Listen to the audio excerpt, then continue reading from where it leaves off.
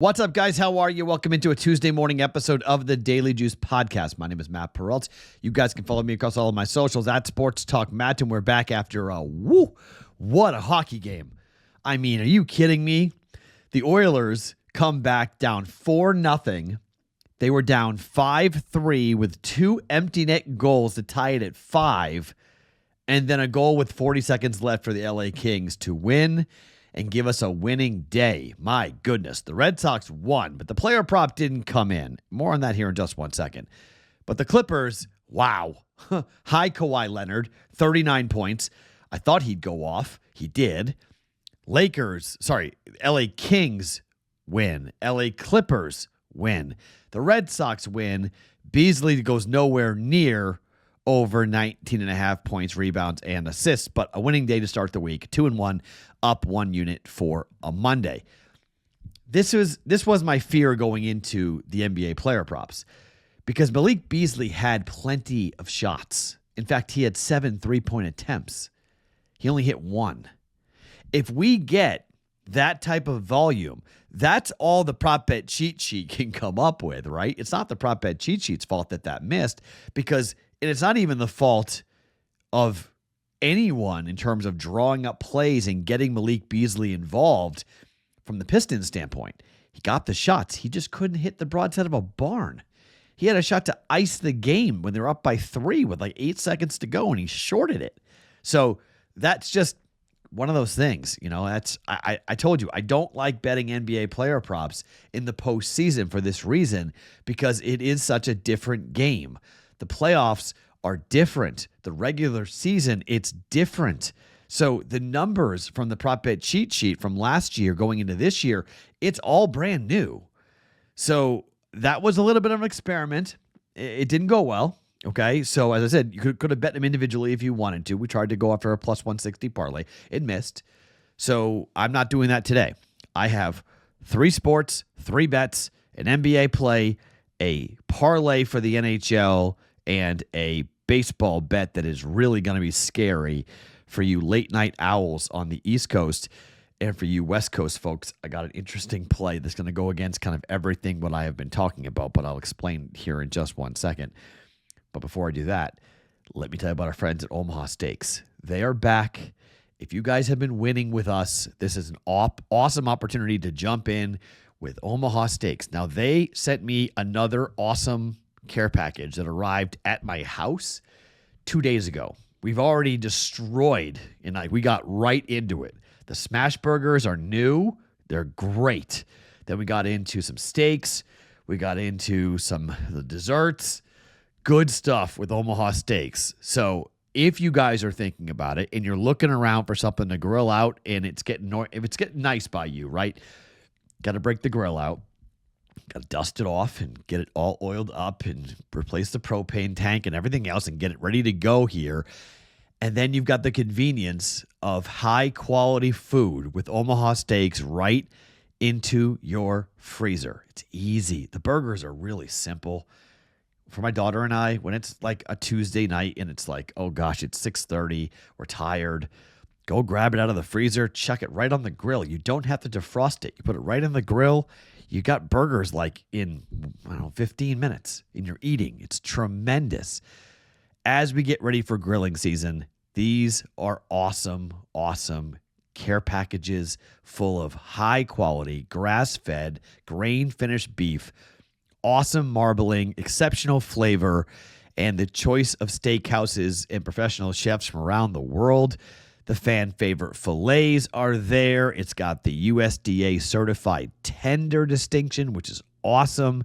You've got the unrivaled quality and variety that is backed by their 100% guarantee. Omaha Steaks, America's original butcher. Since 1917, bring home the world's best steak experience with Omaha Steaks by visiting omahasteaks.com for up to 50% off site-wide during their spring savings event. And you guys, Juice listeners and viewers, you can save an extra $30 off with the promo code JUICE at checkout. That's 50% off at omahasteaks.com with an extra $30 off with the promo code JUICE at checkout. Go to omahasteaks.com. 50% off site-wide sale for their spring savings event with the promo code JUICE at checkout for $30 off. Minimum purchase may apply. See sites for details. A big thank you going out to Omaha Steaks for always sponsoring us here with the Daily Juice podcast. Also, just a real quick reminder, yes, we're giving away the jersey. Yes, it's the same thing as it's been here. If you're curious about winning the Penny Hardaway signed jersey, subscribe to the YouTube channel, comment on this video, and that's how you are entered in. We will pull it in the beginning of May. We will pull one lucky name, and you will be sent the Penny Hardaway Team USA signed jersey thanks to pristineauction.com. Okay, so let's get into it here when it comes to what we're doing for basketball tonight. The Bucks missed everything in game one. And I mean everything. They couldn't buy a bucket. Watch the entire game. It was ugly, but it wasn't as ugly as the game or the score would lead you to believe. I think Milwaukee wins the game outright. We saw the zigzag theory play out with the Clippers and the Denver Nuggets and the Pistons and the Knicks. By the way, one more Pistons win and we cashed that bet. I'm not going to say I'm playing the zigzag theory blindly, but it could very well be 1-1 to, the Lakers could win tonight. I don't think Memphis wins. So I think Oklahoma City, they're 14-point favorites. So I don't think the zigzag theory fits for the Memphis Oklahoma City theory, but I do think it fits in for the Lakers and the Bucks. I like the T-Wolves at plus 5.5, but I want to in-game bet that. I want to watch that. I don't want to bet that pregame. I do want more points for Minnesota. I think if we get 9 or 10 points for Minnesota, I think we're good. I don't think the Lakers kill them, but I do think the Lakers most likely win game 2.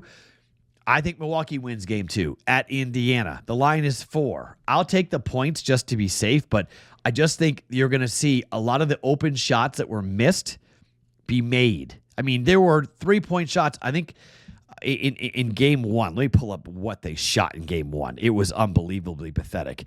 So the Bucks in game 1 from behind the arc shot 9 of 37. That's 24%. And most of those threes came in the fourth quarter when the game was completely lost. Giannis missed 7 free throws in that game. You had just incredible, awful shooting nights. Giannis missed every 3 he took. Kuzma missed every 3 he took. Brook Lopez missed every 3 he took. Bobby Portis missed every 3 he took. Kevin Porter Jr. missed every 3. And if it wasn't for A.J. Green, the kid out of Northern Iowa, who I've loved as an NBA player, loved him in college for Ben Jacobson's team at Northern Iowa, he went 5 for 11. So one guy had over half the threes made in the game. And they got smoked, 117-98. Got completely housed. But I think we see a much different game here out of Milwaukee. Milwaukee won 3 of the 4 matchups in the regular season. Milwaukee won over Indiana. And I do think the zigzag theory comes into play here. Milwaukee plus 4 is the official play, but absolutely sprinkle money line on Milwaukee to win this game outright against Indiana to even up their series at 1 game apiece. I don't think Milwaukee misses all the shots that they missed in game 1. They could very well turn around and make those threes. They took 37 of them. The Pacers took 34 of them, and they made 13. That was pretty much your margin of victory there with 5 or 4 more made threes there for the Indiana Pacers, 117-98. They shot 51.9% overall for the game, and they shot 20 of 26 from the foul line. Milwaukee was 35 of 84. That's 41.7%. And 19 of 28 from the foul line. That's 67.9%. So 68% from the free throw line. That's unacceptable in the postseason. I think Milwaukee is much better tonight. Give me the Bucks at plus 4. Now, the hockey handicap really isn't that fun. It's just, the teams that are playing, there's a big mismatch.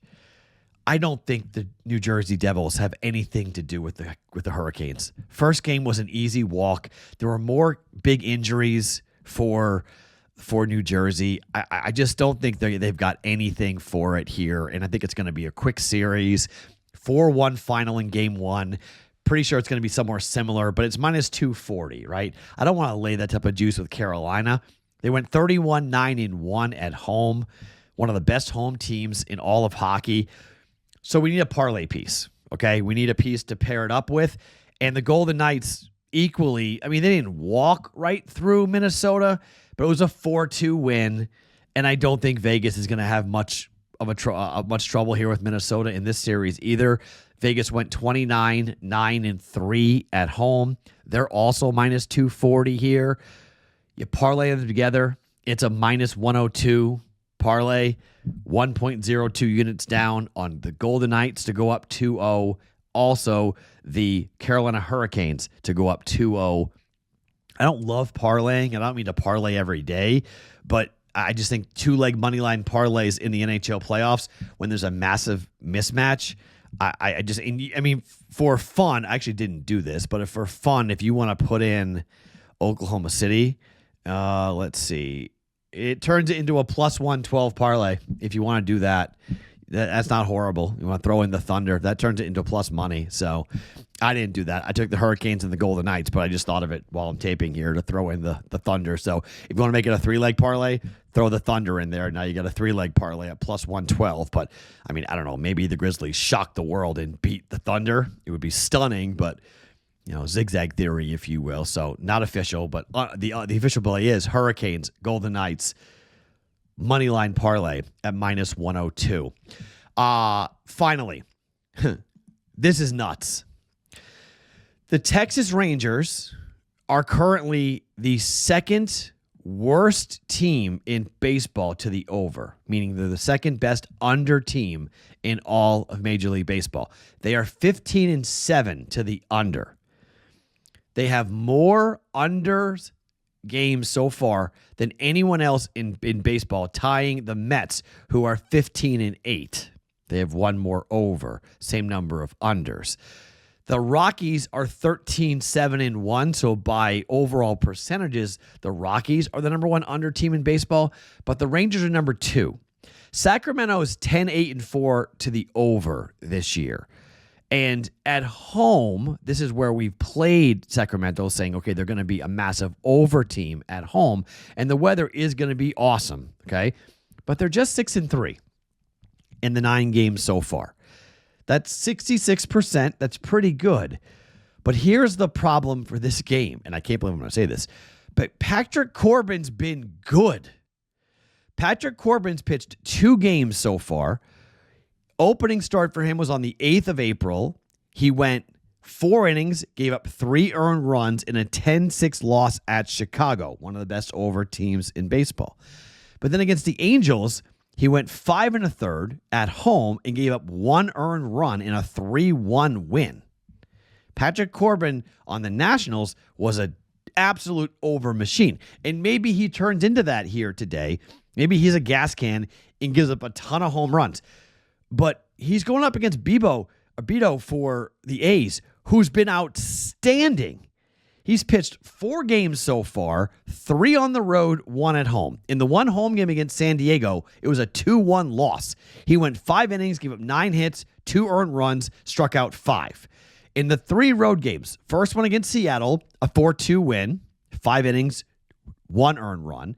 Against Colorado, a 6-3 win in 11 innings, by the way. He went 5, gave up 2 earned runs. And against the White Sox, a 3-1 win. He went 5 2/3, 1 earned run. He's 3-1 to the under so far in games he has started. Patrick Corbin equally has pitched 2 games. They're 1-1, but he had 2 defense.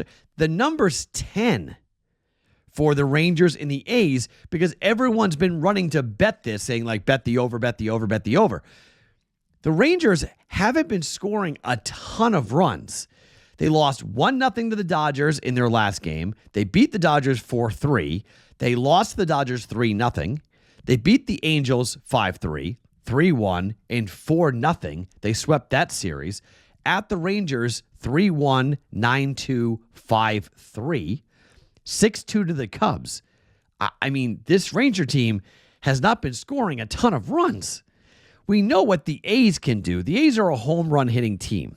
So if the A's hit a bunch of home runs, we're dead. But they're 2-7 straight up at home. And yes, they just gave up 14 runs to the Brewers on the road. That's scary. Not going to lie, that's scary. But in the two previous games, 3-1, 5-3. Against the White Sox, 8-0, 3-1, and they won the game 12-3. Then 8-0 against the Mets and 3-1 against the Mets. So you have two games in which you just flew over 10, 12-3, 14-1. But the others have gone way under this. I think 10's too many runs. After advocating the under a ton here, I'm going to bet the under on the A's and the Rangers and just hope that the starting pitchers don't go, off the rails and give up a ton of runs here early in the game. Bullpens have been okay. Not great. They've been okay. Texas has been A's have been, as we know, up and down. I'm going to take a flyer on this simply because I think the number is too high at 10. And I think the two starting pitchers are actually better than people think. I think both Beto and Corbin, I mean, maybe they both turn back into pumpkins and they both get lit up, but I'll bet the under for now until we're proven otherwise. I'll bet the under on that game for 1.1 units. So 3 plays for us officially here on a Tuesday. We're going Bucks +4, sprinkle money line at 1.1 units. Hurricanes, Golden Knights, money line parlay at -102 for 1.02 units. And the under 10 for the A's and the Rangers at 1.1 units. Everyone's going to run to bet the over because of what we talked about going in with Sacramento and whatnot and gorgeous weather. It's going to be 80 degrees at first pitch. I'm going to go under. I just think we're going to see the pitchers perform better than people think. We'll see how we do on a Tuesday. My name is Matt Perrault. You guys can follow me across all my socials at Sports Talk Matt every single morning, wherever you guys get your podcasts. It is the Daily Juice.